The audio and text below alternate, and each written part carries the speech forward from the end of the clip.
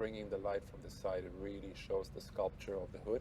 Makes the car look really, really wide. So really happy. Also the color is incredible. No, it's really exploding on the screen. Fantastic.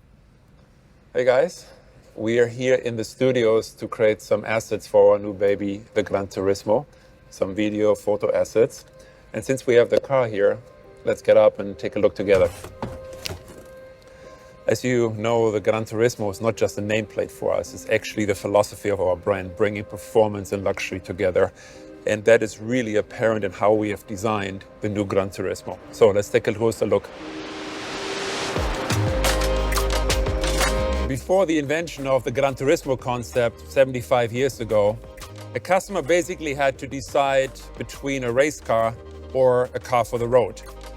And what the concept of Granturismo did is brought these two worlds together. So you could track your car and then drive it home. Basically, by combining this central fuselage with the engine, which in that day was basically that of a Formula One car, and making the car road legal by adding headlights and the volumes that protect the wheels.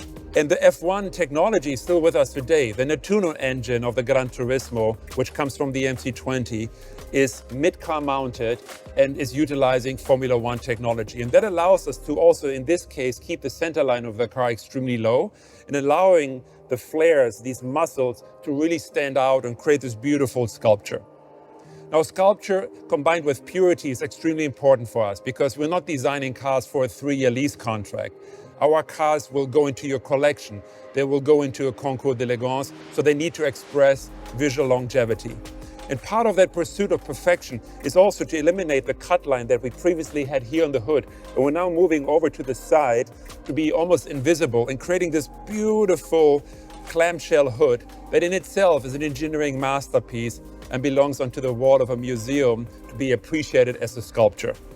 The face of the car is very recognizable, being that from the MC20 and the Grecale with this very, very low mouth, of course featuring our Tridente, which for me is the coolest logo in the industry, combined with those vertical headlights, really expressing this new Maserati design DNA on completing the family between MC20, Grecale and the new Granturismo. So let's take a look at the side of the new Granturismo.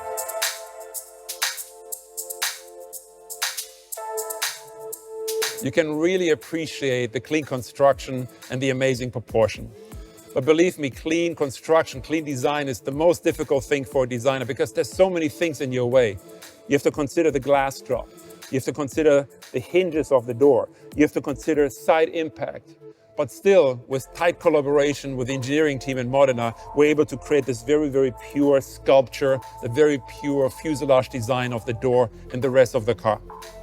When it comes to the front, these beautiful muscles that are covering the massive front tires, 265/20, and the big 295 21-inch wheels. When it comes to this part, we're really applying still the human hand.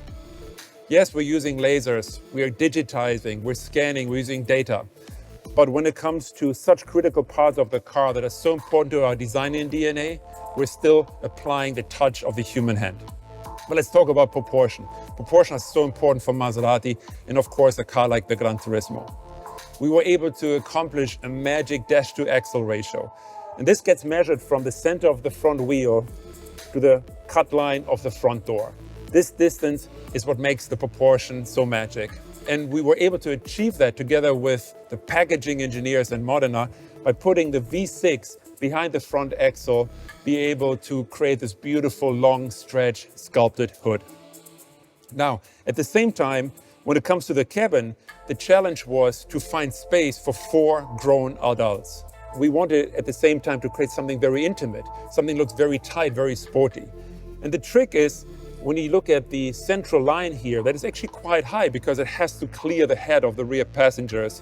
At the same time, you have the dropping line, the graphic of the window. This distance is quite big, but it allows us to combine package for 4 adults with the look of a very, very tight and sporty cabin. But the result, nonetheless, is through great packaging that we can hold 4 adults and we can combine that with supercar performance that in this combination really lets the Granturismo stand out. So I hope you enjoyed this little introduction to the Maserati Granturismo, and I hope to see you soon on the streets.